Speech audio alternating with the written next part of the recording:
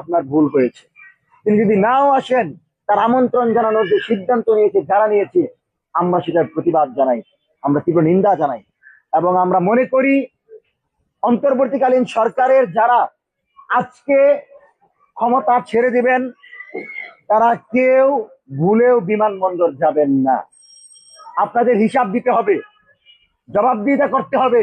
যদি কোনো লুটপাট করে থাকেন, নতুন সরকার এসে যেন সবার আগে অন্তর্বর্তীকালীন সরকারে থাকা উপদেষ্টাদের জবাবদিহিতা নিশ্চিত করে, যদি কেউ অপরাধ করে থাকে তাদের বিচার নিশ্চিত করে, কোনোভাবেই অন্তর্বর্তীকালীন সরকারে কাউকে সেফ এক্সিট দেওয়া যাবে না।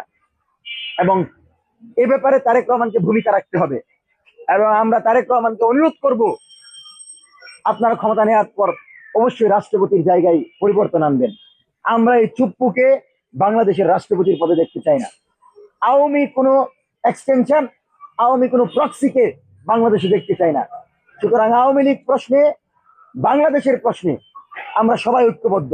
আমরা মনে করি আধিপত্যবাদ বিরোধী লড়াই জারি থাকবে। তারেক রহমানের নেতৃত্বে নতুন যে সরকার আসবে, বাংলাদেশের জনগণ তাকে সর্বাত্মক সমর্থন করবে। এবং বাংলাদেশের জনগণকে সাথে নিয়ে আগামীর সুন্দর বাংলাদেশ বিনির্মাণে আমরা ঐক্যবদ্ধভাবে লড়াই করব। আওয়ামী লীগ, বাকশালী, মুজিববাদী যে কোনো শক্তির বিরুদ্ধে আমাদের লড়াই জারি থাকবে। এবং সাংবাদিক বন্ধুদেরকে আমরা স্পষ্ট বার্তা দিতে চাই, বাংলাদেশের জনগণের সাংবাদিক আপনারা, জামাতি, বিএনপি, এনসিপি কোন দলের সাংবাদিক আপনারা না। নির্বাচনের ফলাফলকে কেন্দ্র করে স্যাটেলাইট চ্যানেলগুলো যে নোংরা খেলা দেখিয়েছে, আমরা আবারও বলছি, যদি তারা ক্ষমতা নেওয়ার পর আপনারা চাটাচাটি শুরু করেন, অভয় দিতে বলেন, তাহলে বাংলাদেশে আপনাদেরকে সাংবাদিকতা করার দরকার নাই। এই অভয় দেওয়া সাংবাদিক আমাদের দরকার নাই। আমরা সাংবাদিকদেরকে এমন ভাবে দেখতে চাই, তারা প্রধানমন্ত্রীর সামনে দাঁড়িয়ে প্রধানমন্ত্রীকে প্রশ্ন করতে পারবে। আমরা এমন সাংবাদিকতা দেখতে চাই।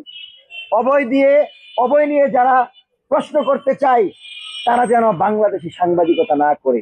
সে যত সুশীলই হোক, সে বিদেশি কোন চ্যানেল, সেটা আমাদের দেখার বিষয় না।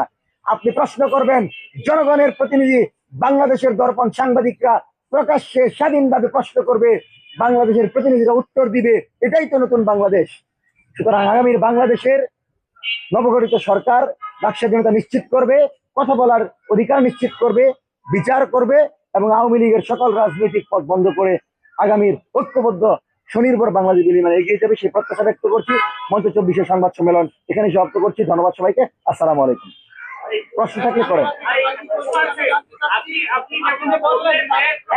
একটা করে সবার।